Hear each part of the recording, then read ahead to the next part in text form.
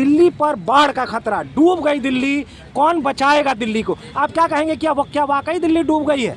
मेरे फादर का फ़ोन आ गई, बाढ़ आ गई दिल्ली में, तुम दिल्ली में क्या कर रहे हो, वापस आ जाओ। क्योंकि मैं मुजफ्फरनगर से बिलोंग करता हूँ, तो मैं स्पेशली काम छोड़ के घर से दिल्ली की इस बाढ़ को देखने आया हूँ। तो मुझे तो ऐसा कुछ नज़र नहीं आ रहा। पिछले 20 सालों में जिस तरह से बरसात में हालत होती थी, उससे बहुत बेटर है। तो बाढ़ की हालात है, लेकिन ऐसे नहीं कि सिचुएशन आउट ऑफ कंट्रोल हो। नमस्कार, आप देख रहे हैं तेजस इंडिया हिंदी न्यूज़ और मैं आपका दोस्त सुनील सिंह।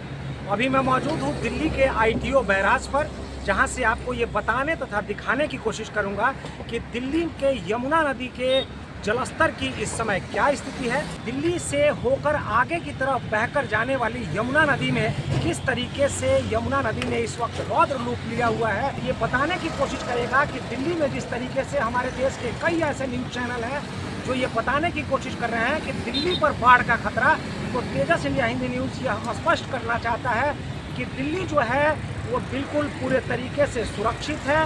दिल्ली के निचले इलाकों में यमुना के जलस्तर की वजह से प्रभावित हुआ है। दिल्ली का वो इलाका, दिल्ली का वो एरिया जो दिल्ली का दियारा क्षेत्र है, जिसमें दिल्ली के खेतों में पानी भर गया है, क्योंकि पीछे हथनीकुंड बैराज से पानी छोड़े जाने की वजह से दिल्ली के दियारा क्षेत्र के अंदर निचले भागों में पानी भर गया है। और निचले भागों में वो लोग रहते हैं जो कहीं ना कहीं अतिक्रमण करके झुग्गी झोपड़ी बनाकर रहने वाले लोगों को प्रशासन के द्वारा उन खेतों से निकालकर, यमुना के दियारा क्षेत्र से निकालकर ऊंचे स्थानों पर पहुंचा दिया गया है। दिल्ली के यमुना नदी में बढ़ते हुए जलस्तर को देखने के लिए कहीं ना कहीं दिल्ली में रहने वाले जो लोग हैं, यहाँ के नागरिक हैं, वो दिल्ली के ITO पुल पर इस वक्त आकर यहाँ से यमुना नदी के इस रूप को, इस रौद्र रूप को भी देखना चाहते हैं, क्योंकि शायद ही इससे पहले एक दो बार दिल्ली के रहने वाले दिलवालों की दिल्ली ने यमुना का ये रौद्र रूप देखा होगा। हालांकि तेजस इंडिया हिंदी न्यूज़ आपसे बार बार ये कह रहा है कि हमारे देश के कई ऐसे न्यूज़ चैनल हैं जिन पर ये चलाया जा रहा है, दिखाया जा रहा है, डूब गई दिल्ली, कौन बचाएगा दिल्ली को? क्या नाम है आपका? हेमराज। देखा आपने कभी इससे पहले यमुना के इस रूप को? नहीं, ऐसा ये छोड़ो, ऐसा तो नहीं देखा, मगर देखा। ये कहा जा रहा है कि दिल्ली डूब गई। आप मेरे ख्याल से ऑटो चालक हैं। क्या लगता है कि दिल्ली में कहीं भी ऑटो चलाते वक्त पानी मिला आपको, यमुना नदी का पानी, बाढ़ का पानी? नहीं ऐसा। तो देखा है आपने, लोगों का भी ये कहना है कि यमुना नदी का जो जलस्तर है यमुना के निचले इलाकों को भले ही प्रभावित कर रहा हो, जो लोग अतिक्रमण कर यमुना नदी के खेतों में, यमुना के दियारा क्षेत्र में रहते हैं। आप देख सकते हैं तेजस इंडिया हिंदी न्यूज़ आपको दिखाने की कोशिश कर रहा है कि जहां तक कैमरे की नज़र जा रही है, निचले भागों में जलस्तर जरूर बढ़ा है, चारों तरफ पानी ही पानी दिखाई दे रहा हो, लेकिन दिल्ली पर इसका कोई असर नहीं है। नमस्कार श्रीमान, क्या नाम है आपका? नीरज शर्मा। आप देख रहे होंगे कि कई ऐसे हमारे देश के न्यूज़ चैनल हैं जो ये दिखाना चाहते हैं, बता रहे हैं कि दिल्ली पर बाढ़ का खतरा, डूब गई दिल्ली, कौन बचाएगा दिल्ली को? आप क्या कहेंगे, क्या वाकई दिल्ली डूब गई है? देखिए, ये सब कहने की बातें हैं। इस बार जो बारिश है वो पहले से 10 गुना ज़्यादा है। है क्षेत्रों के अंदर पंजाब की आप हालत देखिए, हरियाणा की देखिए, जम्मू कश्मीर की देखिए, उत्तराखंड की देखिए, उसका जितना प्रभाव दिल्ली में हो सकता था, बीजेपी ने जो कार्य किया है पिछले 3-4 महीनों में, वो काफ़ी हद तक कंट्रोल है। और ज़्यादा बाढ़ आ सकती थी, दिल्ली की हालत बहुत ख़राब हो सकती थी इससे भी, लेकिन वो बहुत बेटर है। क्योंकि उन्होंने देखिए जमुना जी की जो सफाई की है, उसकी वजह से जो गंद था वो पहले ही झटके में बाहर बह गया, तो जिसकी वजह से पानी की जो स्पीड है बहुत ज़्यादा है। और दिल्ली में जो बाढ़ आ सकती थी, पानी ऊपर आ सकता, वो नीचे की तरफ बह रहा है, जिसकी वजह से ज़्यादा नुकसान दिल्ली को अभी नहीं आप है। ये कहना चाहते हैं कि निचले भागों में ही पानी है, बस बहुत कम मात्रा में, और हो सकता था, लेकिन इनके काम से वो काफ़ी कंट्रोल है।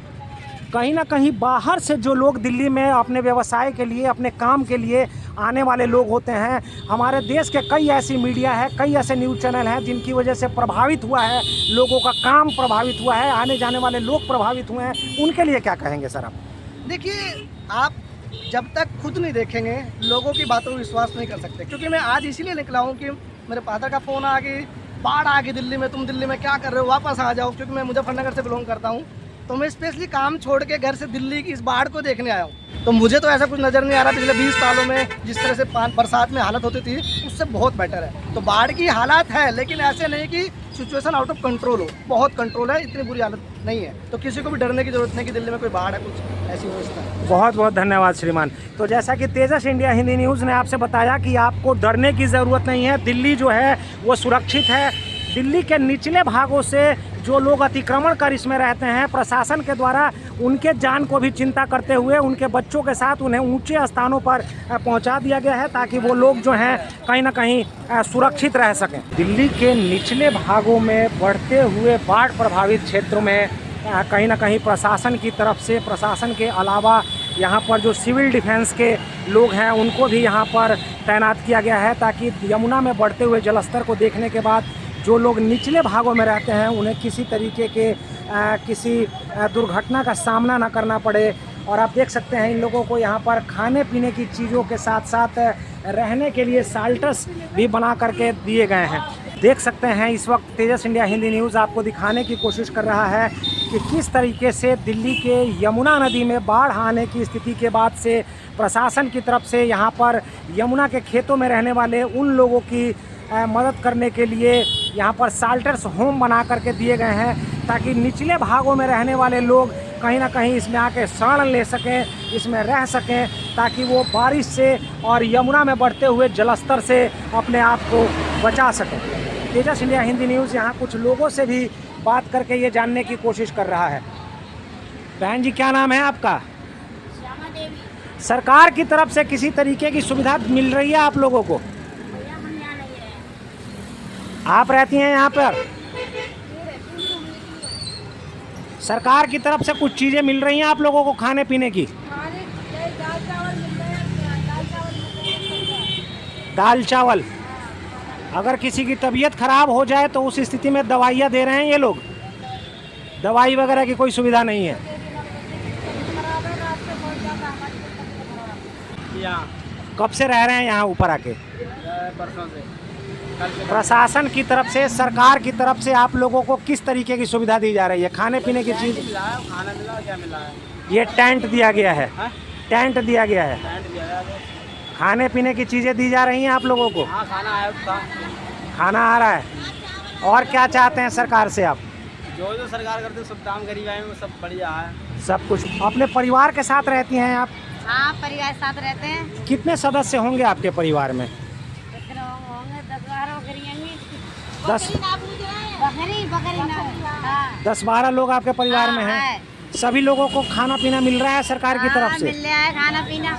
तो यमुना नदी के अंदर आप लोग खेती करते हैं या इसके अंदर झुग्गी बना के रहते हैं? झुग्गी बना के रहते हैं, बेंदाई करते हैं। कितने? ये सारे बच्चे आप ही के हैं क्या, ये सब लोग? हमारे ये बच्चे करते। नहीं है? हाँ। चलिए ठीक है। अगर किसी की तबीयत खराब हो रही है तो सरकार की तरफ से, प्रशासन की तरफ से दवाई वगैरह मिल रही है आप लोगों को? हाँ, मिल रही है।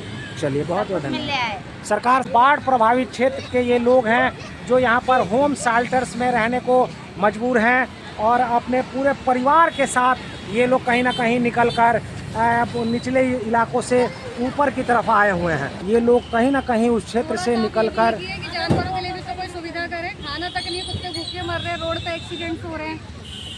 नहीं, ह्यूमंस के लिए तो कर रही है गवर्नमेंट, एनिमल्स के लिए भी तो कुछ करे। खाना उनको नहीं चाहिए। कितने बच्चे डूब गए, एक बोट का अरेंजमेंट तक नहीं है, एक बोट तक नहीं है कि जाके लेकर आ जाए। एनिमल्स के जो बच्चे हैं वो डूब रहे हैं पानियों के अंदर। डूब रहे हैं, बोट तक अरेंज करके नहीं दिया है, कैसे निकाले? हम लोग खाना डाले हुए देखो, वो रखा 20 किलो खाना रखा है गाड़ी में। आप किसी एनजीओ की तरफ से मैं हैं? किसी एनजीओ से नहीं हूँ, ट्यूशन पढ़ाती हूँ, उन पैसों से खाना खरीद कर लाई हूँ 20 किलो अभी, वो हम खिला रहे हैं भूखे बच्चों को। तो कहीं ना कहीं यहाँ पर चलो ठीक है, कुत्ता काटता ये इन्होंने इशू बना रखा है। गाय तो गौ माता होती है, गौ माता को तो निकलवाओ कम से कम, वो डूब रही है अंदर, गौ माता की भी फिक्र नहीं है। तो वो ऐसी कौन सी गाय है जो पाले जाने वाली गाय है या जो गाय वैसे क्या फर्क घूमते पड़ता है? दर्द तो पाले जाने वाले को भी होता है, ना पाले जाने वाले को भी दर्द तो सबको होता है ना। हमारे लिए मैटर नहीं करता, हम सबको खिला रहे हैं। बिल्कुल सही बात कहा इन्होंने। कहीं ना कहीं इंसानों को अगर बचाया जा रहा है बढ़ते हुए जलस्तर वाले क्षेत्र से, तो उन जानवरों की जान की परवाह भी कहीं ना कहीं इन लोगों को होनी चाहिए, प्रशासन को होनी चाहिए, ताकि प्रशासन जो है कहीं ना कहीं उन जानवरों को भी बचाए इंसानों के साथ साथ। तो सरकार से वोट के लिए तो मांगता है और गरीबों के लिए तो सुनता नहीं है।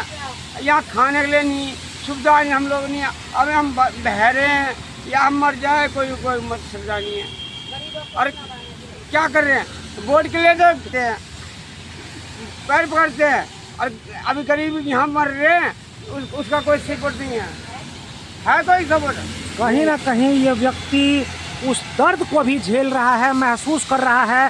चुनाव के वक्त बिल्कुल सही बात कहा इस व्यक्ति ने कि चुनाव के वक्त जब नेता इनके पास आते हैं, हाथ जोड़ते हैं, वोट मांगते हैं, तो फिर इस मजबूरी की स्थिति में इन लोगों की ये दशा, ये दुर्दशा क्यों?